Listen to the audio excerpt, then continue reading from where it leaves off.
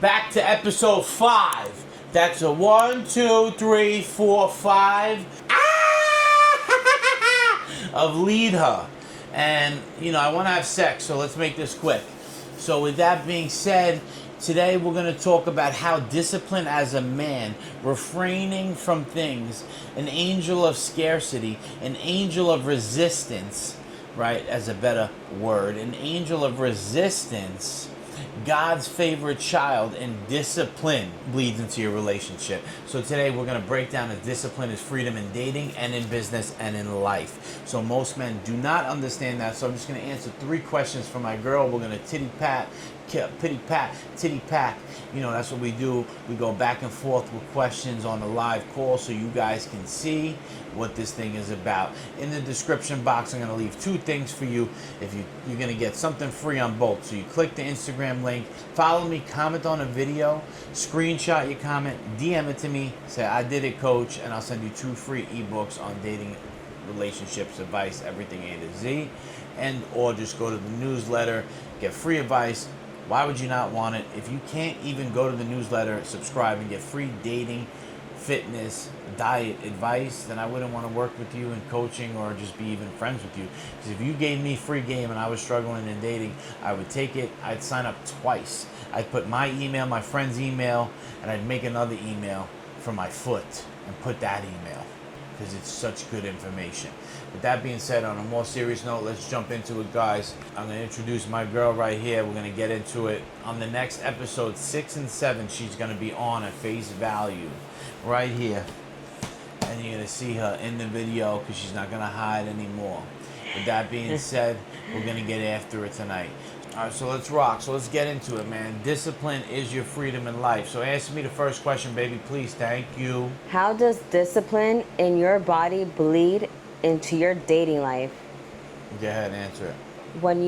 I feel like when you show discipline for yourself, that could only transpire into, I feel like, any kind of relationship you have in your life, not just, with a significant other, because it just shows how determined you are and you know how to handle situations properly, so therefore that person takes you seriously for those reasons. Okay. So there's 2 reasons why. So number 1, why? Ask me the question again. How does discipline in your body bleed into your dating life? So whether she's talking about fitness, business, whatever, she says body, but I don't know if she's actually correlating to fitness.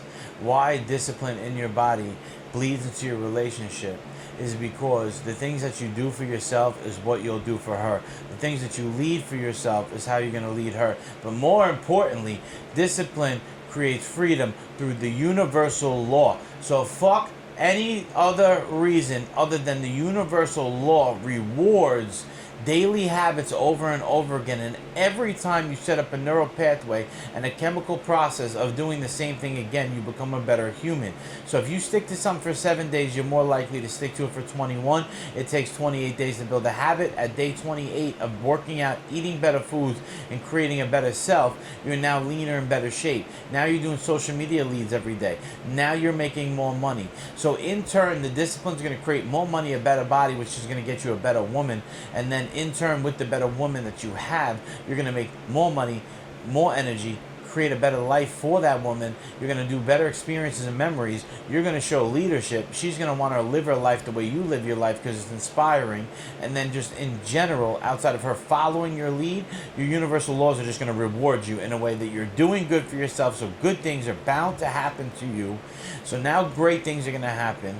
This is not about faith or God or anything. This is about the universal law, which is the unspoken word of God, rewarding you with successful behaviors. And then all the things that become better in money, life, energy, your body is going to reward you the better woman. Next question, please. What are the 3 most beta behaviors men do daily that ruin their success?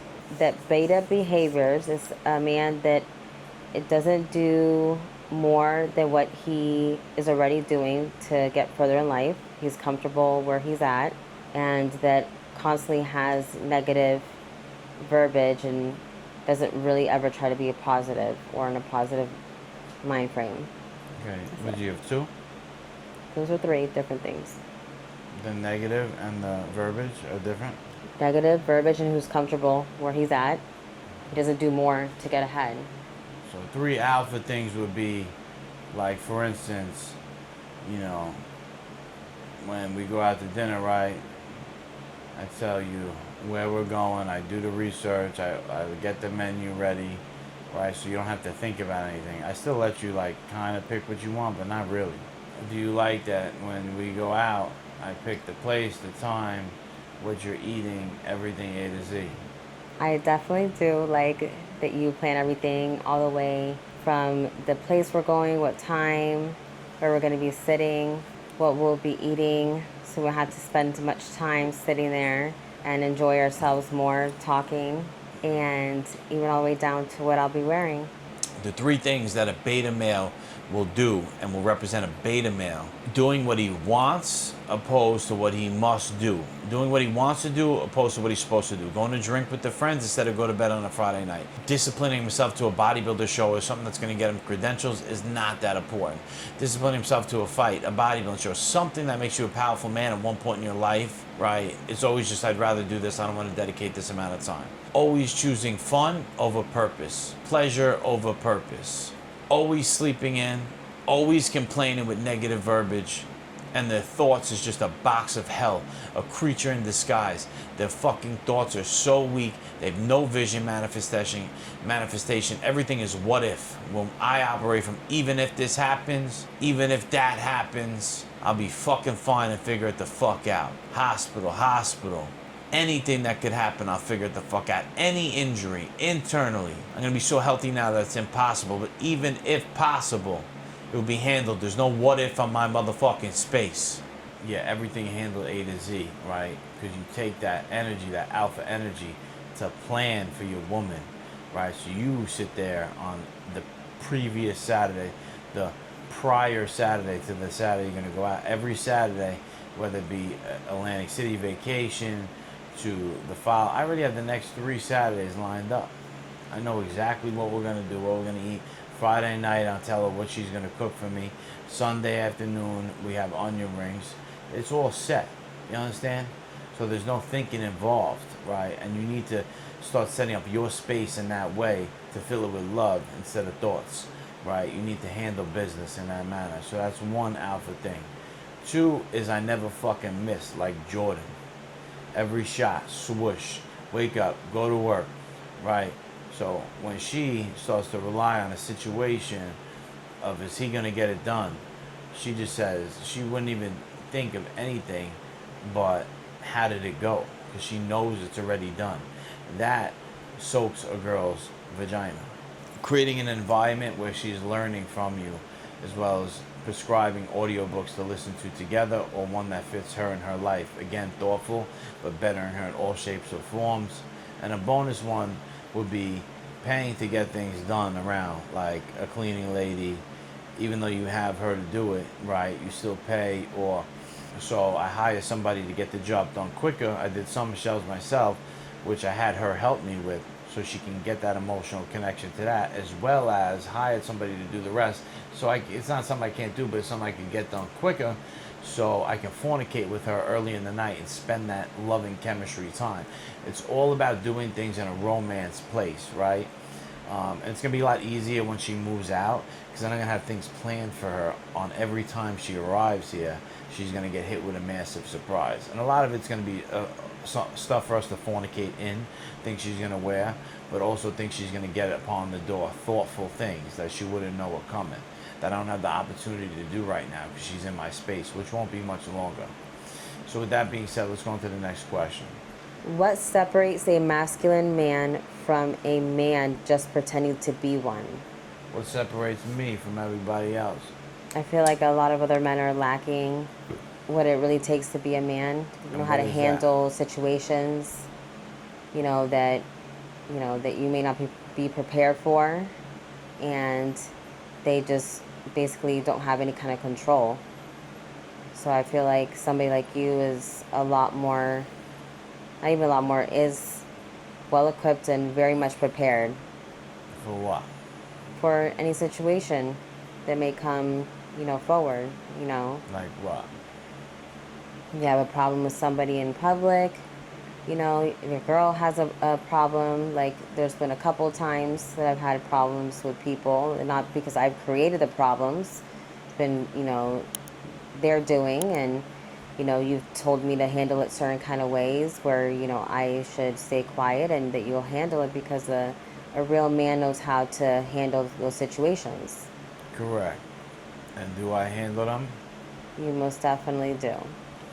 Now, sometimes I do probably talk too much. In recent times, I've led a little bit further than I've wanted to, you know, talking shit to these women where, you know, not fighting with women, but putting them in their place verbally, right, where I should just take her and walk away and lead her away from the problem. Because there'll always be a threat of violence with men, right, that there's not with women. But there'll always be, you know, issues differently with men than women where there could be a physical altercation. And I will do everything in my power to, you know, diffuse that, you know. Anything a man really says to her, I will pull her away and just warn them of the consequences, you know. Now, physical nature with a woman is something that, you know, I don't even want people to see this to test me, but it's always something I worry about, you know, because that's a fine line where I don't want to risk getting locked up for somebody bumping into her or smacking her ass, right? So, now, but I would. Now, if somebody were to smack her ass, I would give them one opportunity to apologize. Either way, they'd have to leave immediately. I'd make fun of them, call them an incel, to go finger their asshole to fucking porn like a little pussy. And, you know, just let them know that, you know, touching my woman may feel good and you're doing this in a public place and you know you're safe here, so that's why you're doing said thing. So I'm not going to fall for your trap. But if you don't apologize, I'm going to hurt you and then hurt them. But I would give them that opportunity to save myself and say, I'm sorry, you have to go home and jerk off. So you need to feel good about touching my woman in a safe place. But I'm going to need you to excuse yourself and apologize. And then if they didn't do said thing, you know, I would still allow them to leave because I'm not going to risk my family and mother for somebody smacking her ass or something, right? But I will not allow anyone to disrespect me or her. Now, if this person did not leave my space and just kept trialing the error or even got closer and they were actually a physical threat, then, you know, they would need to be, you know, handled and you know, put in their place, whatever way it needed to happen, right? Because I need to protect myself and my space. But I would make sure the scenery would be set for safety for me and my future family, right? Because at the end of the day, I always think about that because I'm a man and I understand I'm going to create family and I have family that relies and needs me. So if it's something that's stupid to trigger me and trick me out of my position and it's nothing actually harmed her, a bump on the shoulder, whatever, I will do everything in my power to avoid. But yet, there will be no disrespect that will not go over without being explained to the individual and give them a chance.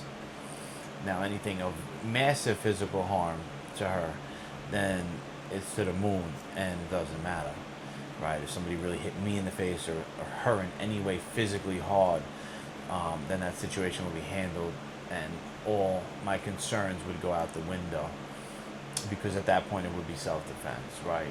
But I'm very in tune with the laws and my rights. So with that being said, I do lead her and I can protect her way better than she could protect herself. And I'm aware of so many situations and that's why I need her to trust me in all scenarios. And I very much trust you in your judgment. So whenever altercation, man or female, I politely ask her to just let me handle it and don't speak, even with the woman.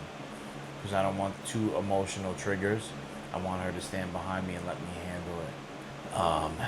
Because I'm very good, I'm witty with my words and I'm quick and I will shut you up and walk away after I shut you up. And my answer would be, what separates a masculine man from a man pretending to be one? Is a masculine man does what he must, not what he wants. So it's not just about being jacked. I know plenty of guys that are jacked locally and far, and they're not fucking men. They're not willing to do what it takes, right? They still drink multiple nights a week. They're not willing to work. They're 40 years old doing the same shit, right? So a man does what he must to protect, provide, and feed a family. Learns how to fight. Takes 6 months to learn how to fight. Works through injuries. I got a torn hamstring right now, and I'll still fucking smack you in your head. Anything. I'm ready for war. The difference between a man and a man that pretends to be is a man will do what he must to become successful. Doesn't care about his feelings or emotions, pain, suffering. Where a man that pretends to be might even look the part, he may be in shape, probably has no cardiovascular health, not doing anything to really suffer. He does what he likes to do, drinks whenever he wants, does his 9 to 5 and goes home, talks about big goals and being successful, but will never break $150,000 a year because he'll maintain in that frame, and he has weak fucking thoughts, no real manifestation of becoming great because his brain lives in this box. So he might be able to diet, get in shape.